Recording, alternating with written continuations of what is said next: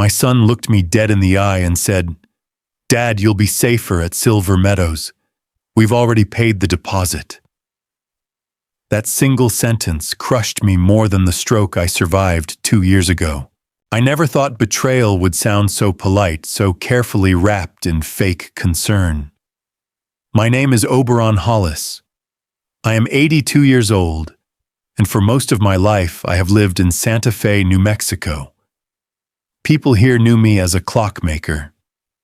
For over 5 decades I repaired watches, grandfather clocks, and antique timepieces.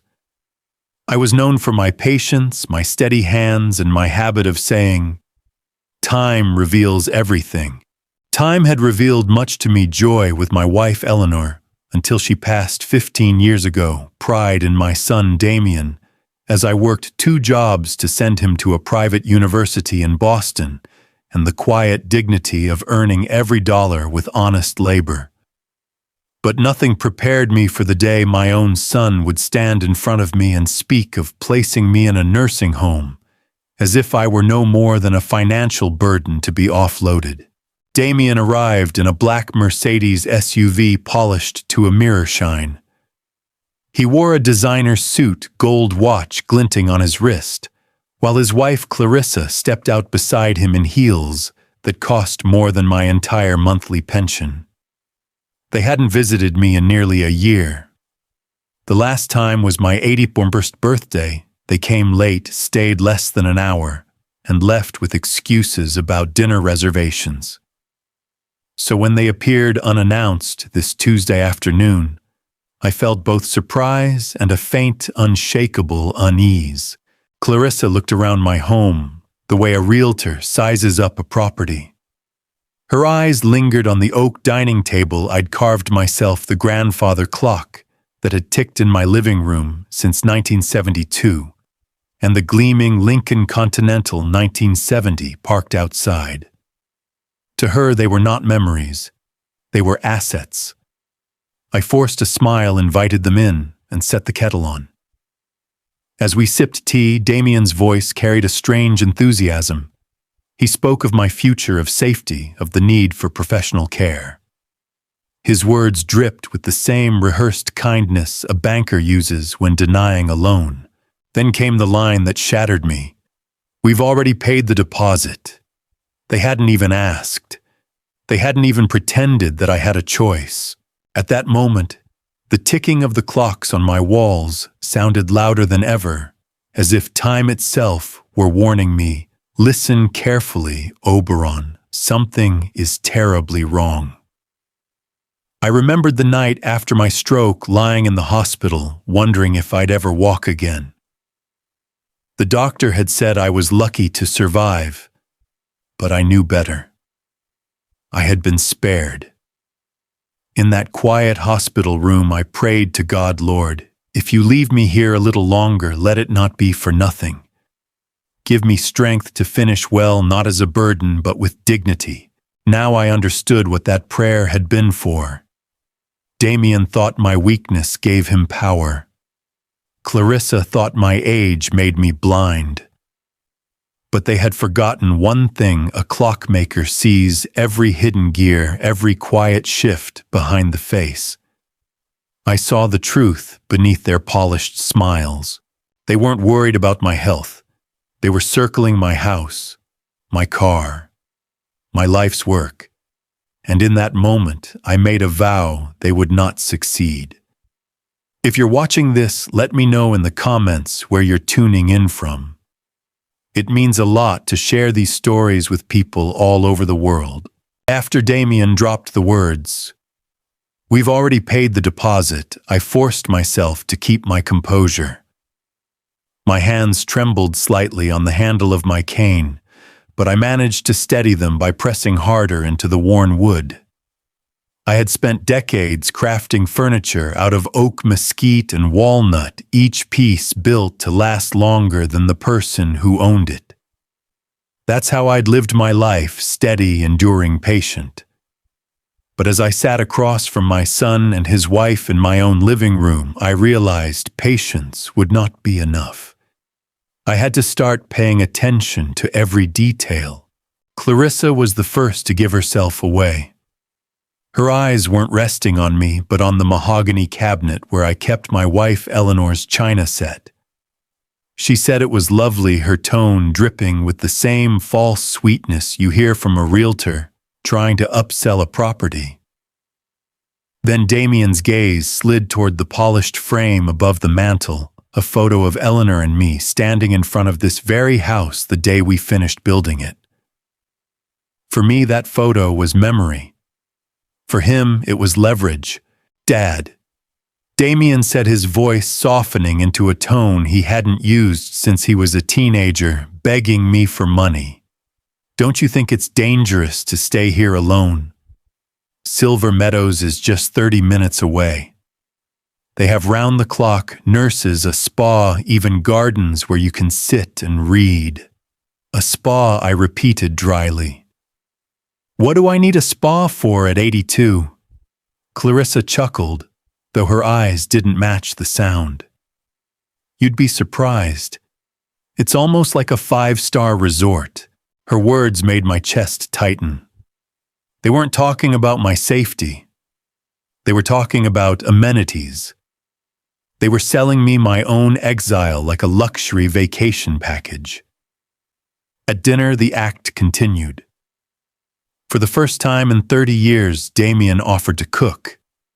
Clarissa flitted around my kitchen like she'd owned it all her life, opening cabinets, without asking, rearranging spices I'd kept in the same place since Eleanor was alive. They served roasted chicken with wild rice and asparagus on my oak dining table. The food was decent, but I could barely swallow. Every bite tasted like manipulation. When night fell, they claimed the upstairs guest room. I remained in my downstairs bedroom. The stairs had been difficult since my stroke. As I sat on the edge of my bed, taking my evening pills, I heard them moving about above me. Laughter, the creak of the floorboards, and then later the hushed tones that made me freeze. I set the pill bottle down and leaned on my cane, shuffling closer to the wall that separated us. The house is perfect, Clarissa whispered. Old, but the land is worth a fortune.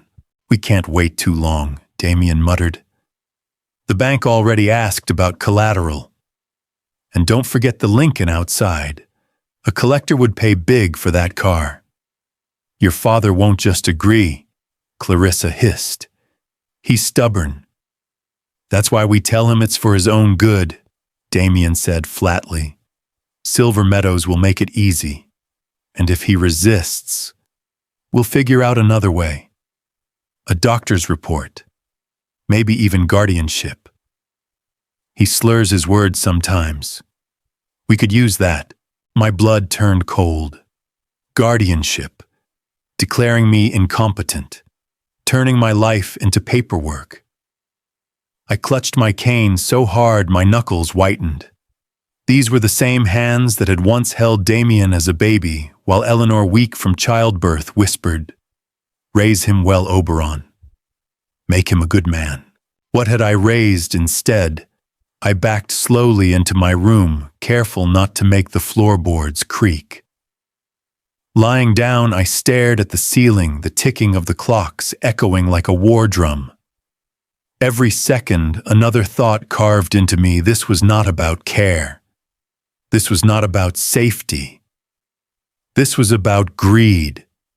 And greed makes people ruthless. I prayed again, my lips moving in silence. Lord, help me. Give me the wisdom to turn this trial into a lesson. Let me stand strong, even if my own blood betrays me. By the time sleep finally came, my decision was firm. Damien and Clarissa thought they had already won, but they had forgotten who I was. I was a clockmaker. I understood timing, and now it was my turn to set the gears in motion. The morning after their visit, Damien and Clarissa left in a rush, promising to come back soon to talk about my future. I watched their Mercedes disappear around the corner, my chest tight, my mind sharper than it had been in years. I stood in the doorway a long while, letting the New Mexico sun warm my face. To any passerby, I must have looked like an old man seeing his children off. But inside, I was already laying the foundation for something else. I didn't even go back inside. Instead, I crossed the street cane tapping against the pavement and knocked on the door of Estelle Granger. Estelle had been my neighbor for nearly 3 decades. A stout woman with quick eyes and a sharper tongue, she opened the door with a flour-dusted apron wrapped around her middle. "Oberon Hollis, you look like you didn't sleep a wink," she said, ushering me inside before I could answer. "Sit. Coffee's hot." I lowered myself into the chair at her kitchen table, breathing in the smell of cinnamon rolls cooling on the counter. For a moment, it almost felt normal. Then I told her everything: Damien's visit, the fake warmth, the overheard conversation about Silver Meadows, the threat of guardianship. Her face darkened with every word. "Silver Meadows, you said yes." Estelle shook her head. "Lord have mercy. My daughter Ruth works there. She's an administrator. She mentioned last week some couple came sniffing around asking about rooms for an ailing relative. That must have been Damien and Clarissa." I gripped my cup tighter. Did they already do something? Estelle reached for her phone, dialed her daughter on speaker. Within moments, Ruth's voice came through brisk and professional until Estelle explained who was sitting across the table. "Hollis right?" Ruth asked. "Yes. Damien and Clarissa came in 3 days ago. They toured the facility, left a deposit to hold a room in the East Wing. Nothing is final, but they also inquired about what's required for guardianship. They claimed you were struggling after a stroke." I closed my eyes. The lie tasted bitter even when spoken by someone else. "Listen, Mr. Hollis." Ruth continued firmly, "As long as you are of sound mind, and I can tell you they cannot force you. Not without a court order and heavy medical evidence. And even then, it would be a long, messy process. Do not let them intimidate you." "Thank you, Ruth," I said, my voice steadier than I felt. That's what I needed to hear. When the call ended, Estelle leaned closer. "You can't let them corner you. They'll push as far as you allow." I nodded. "That's why I need help. And I know just the man." That afternoon, I shuffled 2 blocks over to the tidy adobe house of Truman Beckett. Truman was 10 years younger than me, a retired lawyer who had built his reputation handling property disputes and inheritance cases across the state. His yard was neat, his bookshelf crammed with legal volumes even in retirement. He greeted me with a booming voice. "Oberon, to what do I owe the pleasure?" I didn't waste time. Over cups of black coffee, I laid out the situation as plainly as I could. I told him about Damien's debts, his sudden interest in Silver Meadows, the deposit already placed. I repeated Clarissa's whisper about the house being worth a fortune. Truman's jaw clenched as he listened. "Your son's in deep trouble, Oberon. I'll bet my best boots he's tangled with the wrong kind of creditors. I can make a few calls discreetly. Banking, real estate, even a friend in Las Vegas." I leaned forward. "Find out everything. I need to know what hole he's trying to drag me into." Truman tapped his fingers on the table, then nodded. "All right, give me 2 days. But you need to think about yourself, too. You have assets. House, car, bank accounts. If Damien gets desperate, he may try to grab them fast. You need to protect what you have." I looked at the cane in my hand, then at the calluses still etched into my palms after decades of carpentry and clockwork. "You're right," I said slowly. "I've spent my whole life building, Now I'll spend what's left protecting. That night, back in my workshop, I pulled out an old leather notebook. The pages smelled of oil and sawdust. With deliberate strokes, I wrote the first 3 items of my plan: visit the bank, speak to Garrett Wilson, an old friend now retired realtor, ask Truman to check Damien's finances. I closed the notebook and rested my hand on it, as though sealing a contract with myself. Damien thought he held all the cards. But he had forgotten I was still the man who could see the hidden gears behind the clock face, and I was about to set them all in motion. 2 days later, Truman returned to my house with the kind of look that told me the truth would not be pleasant. He had confirmed what I feared. Damien had gambled away most of his savings, sold his penthouse in Albuquerque far below market value, and was swimming in casino debts that no honest bank would ever forgive. He's desperate, Oberon, Truman said gravely. And desperate men make reckless choices. If you don't protect yourself, you'll be swept into his mess. I nodded, calm in a way that surprised even me. Then it's time to act. That morning marked the beginning of my countermeasure, not loud, not violent, but deliberate, like setting gears in motion inside a watch. Step 1. The house I called Garrett Wilson, an old friend and retired realtor I hadn't spoken to in years, but still trusted. Garrett met me at the house the next day. He ran his hand across the oak beams I had carved with Eleanor decades ago. Still solid, Oberon. You built this place to outlast us all. We sat at my kitchen table, the same place Damien had drunk my tea just days earlier. Garrett slid an envelope across. $230,000, cash. No fuss, no listing, no games. I want it for my son's family. They've outgrown their apartment. I pressed my palm on the envelope without opening it. Then it's yours. Better it goes to a family who'll live in it with laughter than to a son who only sees dollar signs. When I signed the deed, a strange peace settled in my chest.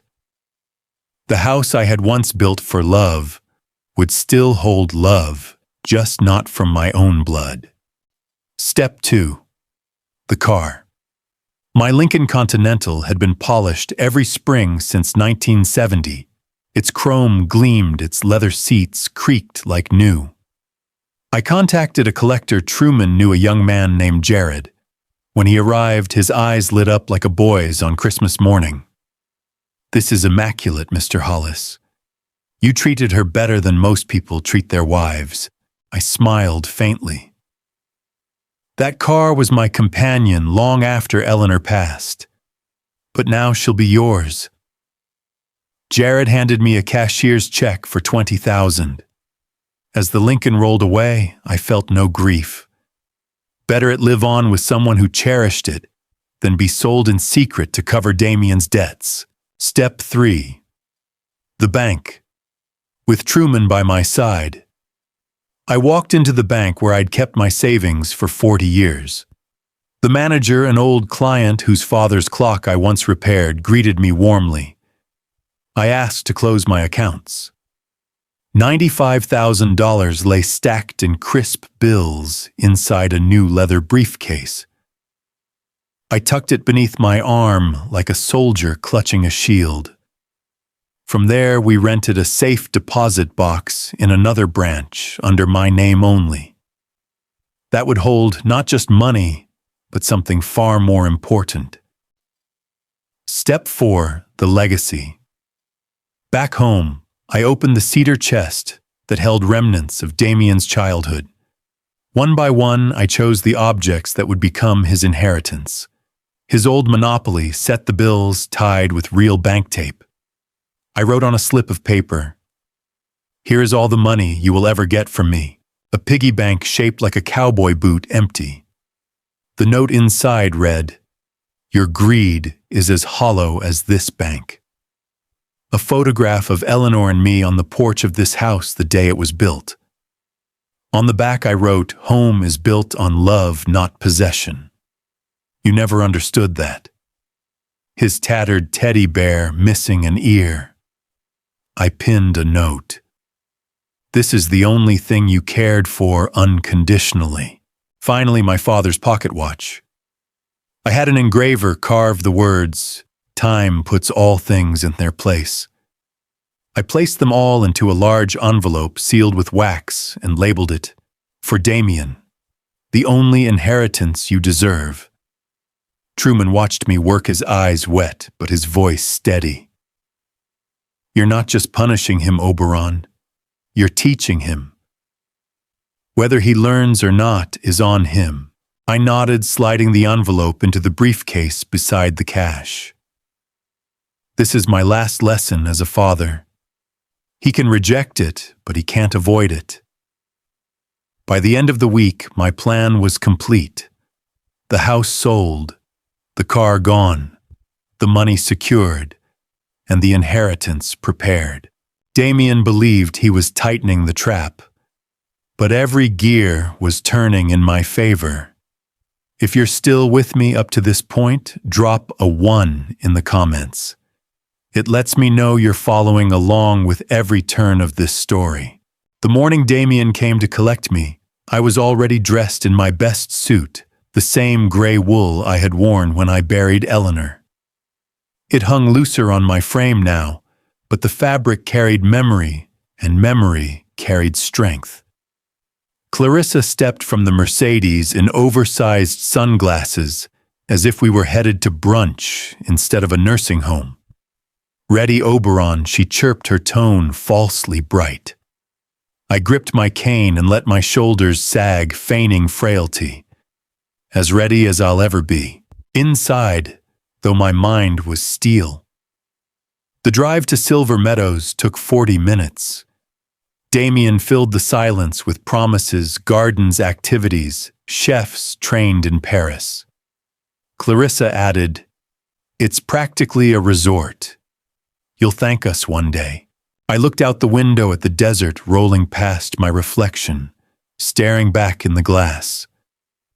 For the first time in a long while, I prayed silently, "Lord, let truth outshine deceit.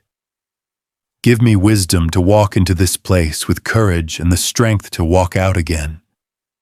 When we arrived, the building looked like something from a glossy brochure, white columns, manicured lawns, a fountain gurgling cheerfully in the sun. But the moment I stepped inside, I smelled it disinfectant and loneliness, the scent no marble floor could hide. The receptionist, a tall woman in a navy blazer, greeted us with professional cheer. Her badge read, "Ruth Granger." I recognized the name, Estelle's daughter. She glanced at me quickly, then back to Damien, her expression unreadable. "Welcome to Silver Meadows, Mr. Hollis. We've prepared a room for you." We followed her down a corridor lined with pastel artwork. Elderly residents shuffled past with walkers or sat in wheelchairs staring at televisions bolted to the walls. Clarissa wrinkled her nose. "The brochure showed brighter rooms," she muttered. "Those are in the premium wing," Ruth replied smoothly. "Your deposit secured a standard suite." I caught the flash of irritation on Clarissa's face, quickly smoothed over with a smile. Damien squeezed her arm, his jaw tight. They hadn't paid for luxury, only for control.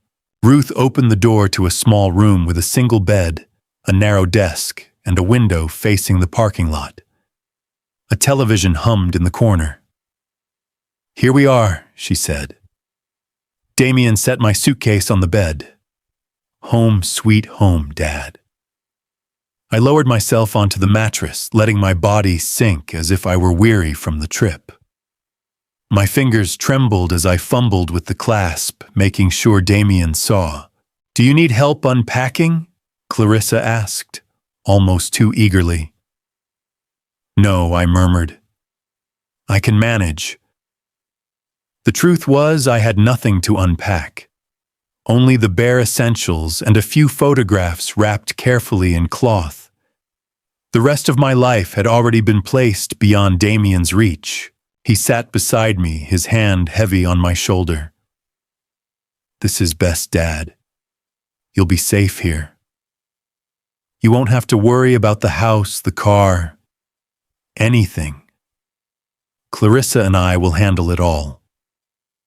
His words were meant to soothe, but they slid across my ears like blades. I looked at him, let my eyes water slightly, and whispered, "I suppose you're right, son. Maybe I'm too old to handle it anymore."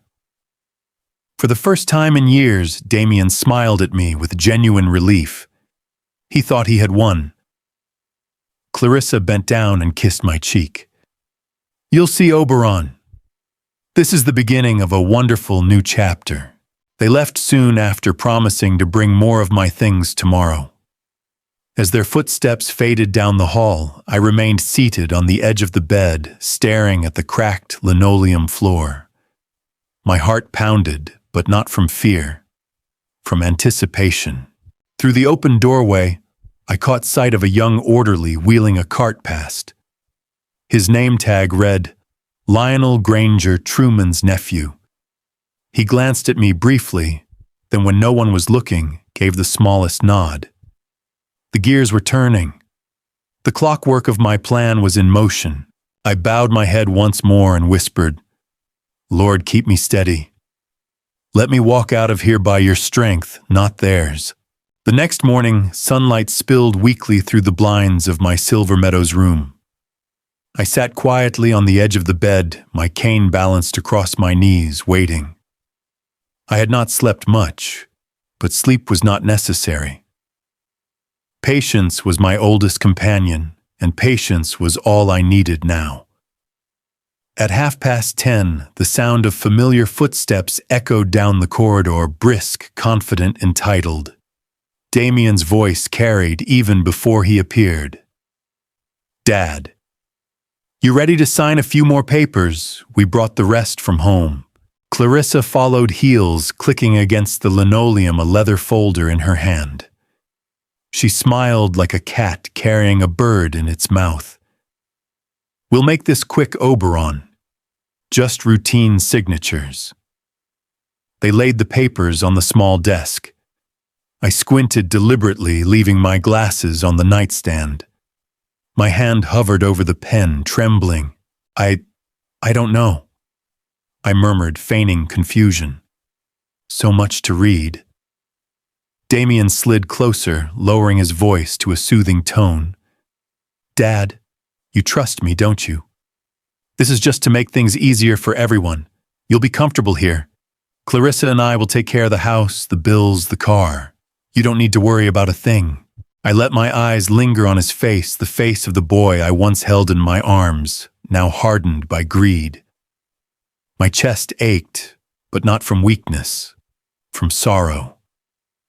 Finally, I signed my hand, wobbling across the page, my signature appearing frail. Damien quickly gathered the documents as if afraid I might change my mind. "Perfect," he said, relief flooding his features. "We'll take this to the office. By tomorrow, everything will be settled." What he didn't know was that the ink he so coveted was worthless.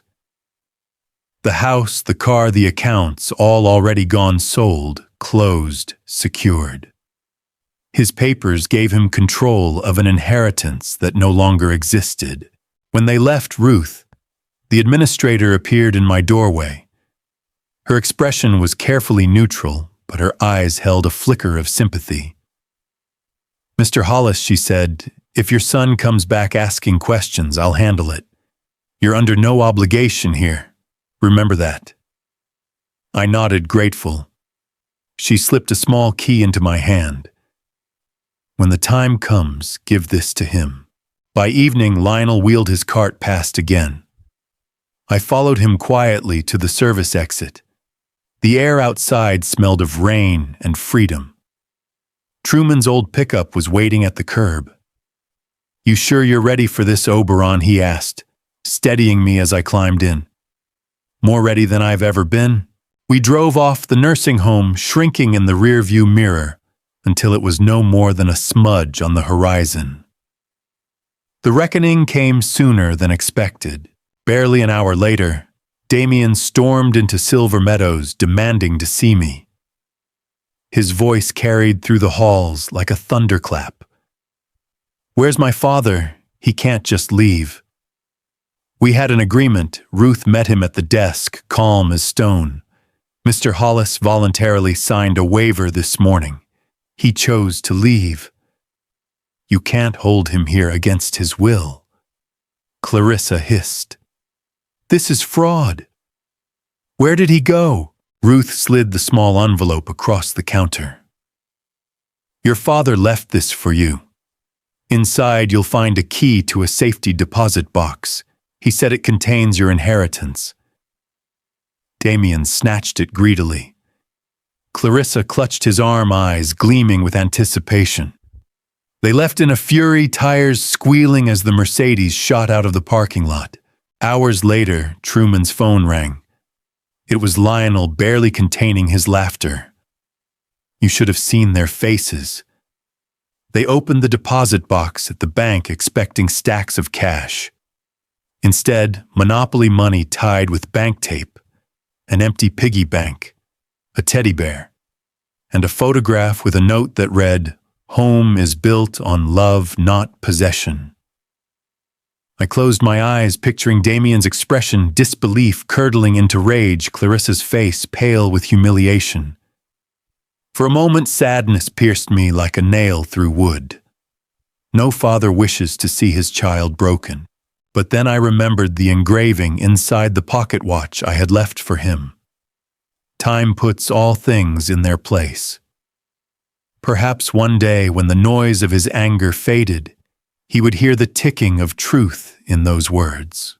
As Truman and I drove westward, the desert unfolding into a ribbon of endless highway, he glanced at me and asked, "Do you regret it?"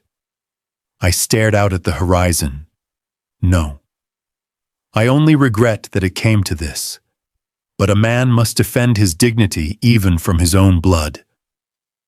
The road stretched ahead, and for the first time in years, it felt like mine. We left Santa Fe at dawn. The air was still cool, the desert painted in soft shades of lavender and gold. Truman's old pickup rumbled down the empty highway, each mile putting more distance between me and the house I had built, the house Damien thought he could steal. My briefcase rested at my feet, heavy with cash and heavier with the weight of decision. Inside were the photographs of Eleanor, a handful of tools from my workshop, and the letters I couldn't bring myself to burn. Everything else, furniture, clocks, the very walls of my old life, was gone. Sold, signed away, freed. For the first time in decades, I felt light. Truman drummed his fingers on the steering wheel. "Oregon's a long haul, Oberon. You sure you're up for this?" I chuckled, surprising myself. "I'm 82, Truman. I've already lived longer than I expected. If I can survive a stroke and betrayal, I can survive a road trip." He grinned. "That's the spirit." We stopped at a roadside diner just past Albuquerque. The waitress, a woman in her 60s with tired eyes, poured us coffee without asking. Truman ordered pancakes stacked like bricks. I just had eggs and toast. As we ate, I found myself watching the families at other tables, children laughing, a young couple holding hands, an old man reading the paper in silence. I realized then that I wasn't bitter. Sad, yes. But bitterness was too heavy a burden to carry into this new life. Back on the road, Truman told stories from his years in court cases about ranchers fighting over fences, siblings tearing each other apart over Will's men who thought money could buy them everything. Funny thing is, he said in the end, none of them got what they wanted. Not really, I nodded slowly. Time proves that, doesn't it? As the hours passed, The desert gave way to rolling hills, then mountains. Each turn of the road felt like peeling away another layer of the past. At a rest stop near Flagstaff, I walked a short path to look at the pines. The air smelled sharp, alive. I leaned on my cane and whispered, "Thank you, Lord. You've carried me farther than I ever thought I'd go." That night, we checked into a cheap motel with flickering neon outside. Truman insisted on paying for the room. I lay on the stiff mattress, staring at the ceiling fan, listening to the hum of the highway beyond the window. For the first time in years, I wasn't worried about who might knock on my door. Damien could no longer touch me. The next day, we pressed onward. We passed through Nevada, skirting the glittering mirage of Las Vegas, the city that had swallowed my son whole. As we drove by, I couldn't help but think of Damien. Had he stood in one of those casinos blinded by flashing lights, convinced that the next roll of dice would save him? Did he think of me at all while handing over money I had sacrificed to give him? Truman noticed my silence. "You're thinking about him." "I always will," I admitted. A father doesn't stop loving his son, but love doesn't mean surrender. If I let him strip me of everything, I wouldn't just lose my house. I'd lose the last of myself. Truman didn't answer. He didn't need to. We drove until the sky turned pink with evening.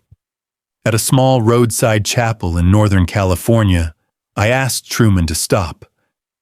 I went inside alone, the scent of candle wax and old wood wrapping around me. I knelt, my joints aching, and whispered, "Lord, I don't ask you to change Damien. That's between you and him. But thank you for giving me the strength to stand and the chance to start again. Even now, even at this age." When I walked back to the truck, Truman was waiting, leaning against the hood, his arms folded. "Feel better?" he asked. I smiled. Lighter. We climbed back into the truck, the road stretching westward like a promise. The ocean was still hundreds of miles away, but I could almost hear the waves already. For the first time in years, I wasn't just surviving. I was heading towards something new. By the third evening on the road, we began to smell salt in the air. The desert dust of New Mexico, the pine of Arizona, even the dry winds of Nevada were all behind us now. Ahead, the Pacific stretched wider than anything I had ever seen. When the highway curved and the first shimmer of ocean appeared on the horizon, I felt my chest loosen, as if a band had been cut free. I had built clocks and houses, raised a son, buried a wife, but somehow I had never seen the sea. Truman slowed the pickup at a lookout point. "Take a good look, Oberon," he said. I stepped out, leaning hard on my cane. The wind carried gull cries and the sharp scent of brine. Waves hurled themselves against dark rocks below, white foam exploding like fireworks. My eyes watered, but not from the wind. "Lord," I whispered, "thank you. Even at 82, you let me begin again." We didn't rush. We drove along the coast until we reached Neptune Cove, a small town Truman knew from an old fishing trip. Weathered wooden houses lined the shore, each porch decorated with wind chimes that sang in the breeze. There were no casinos, no Mercedes, no designer sunglasses, just fishermen mending nets, children chasing dogs, and shopkeepers waving to strangers. Truman's friend, a wiry man named Mark, greeted us outside a cabin painted sea green. "Didn't know how long you'd want it, so I stocked it for a month. 2 bedrooms, kitchen, and a porch facing the water. The tide will be your alarm clock." I pressed his hand in gratitude. "That's more than enough." Inside, the cabin smelled of cedar and sea air. modest but spotless. A quilt folded neatly on the bed, a lamp polished until it gleamed. I placed Eleanor's photograph on the dresser, her smile warming the room instantly. For the first time since she died, I felt I had carried her somewhere new, not just clung to the past. That evening, Truman and I ate at a local diner where the waitress brought us clam chowder so fresh it steamed like the ocean itself. A young couple sat at the counter whispering and laughing. A group of old men played cards by the window, teasing each other with the kind of warmth I hadn't heard in years. I realized with a start, this was community simple and unpretentious. The kind Damien and Clarissa would never understand. After dinner, I walked alone down to the beach. The tide rolled in silver ribbons beneath the moonlight. I slipped off my shoes, letting the icy water touch my feet. Each wave erased my footprints almost as soon as I made them. I thought of Damien. Perhaps he was even now opening that deposit box, expecting wealth, and finding instead monopoly bills, a teddy bear, an empty bank. Did his hands shake with rage? Did Clarissa curse the wasted years? For a moment, sorrow twisted inside me. But then I remembered the words I had engraved on the pocket watch. Time puts all things in their place. That place was no longer here with me. Truman joined me on the shore carrying 2 mugs of coffee. We sat on a driftwood log, staring at the restless waves. He sipped, then said quietly, "You know, Oberon, most men your age cling to what they have left. You let it all go and walked into the unknown. That takes more courage than any courtroom fight I've ever seen." I didn't answer at once. I let the surf speak, steady and eternal. Finally, I said I didn't lose Truman. I chose. That makes all the difference. We sat in silence after that, 2 old men listening to the sea. And for the first time in many years, I wasn't haunted by ticking clocks. The only rhythm that mattered now was the rhythm of the waves. The days at Neptune Cove passed quietly, marked not by clocks, but by the tide. Each morning, I walked slowly down to the beach cane in hand and let the surf wash over my shoes. Each evening, Truman and I sat on the porch with mugs of coffee, watching the sun burn the horizon into gold before surrendering to night. For the first time since Eleanor's death, I felt peace. Not the fragile peace of pretending everything was fine, but the deep kind that comes when you finally accept the truth and still choose to stand tall. Yet one thing weighed on me still, Damien. I knew my son must have been unraveling by now. The bank accounts drained, the Lincoln sold, the house deed transferred. And that envelope in the safety deposit box, monopoly bills, an empty piggy bank, a teddy bear missing an ear, a photograph with words that cut deeper than knives.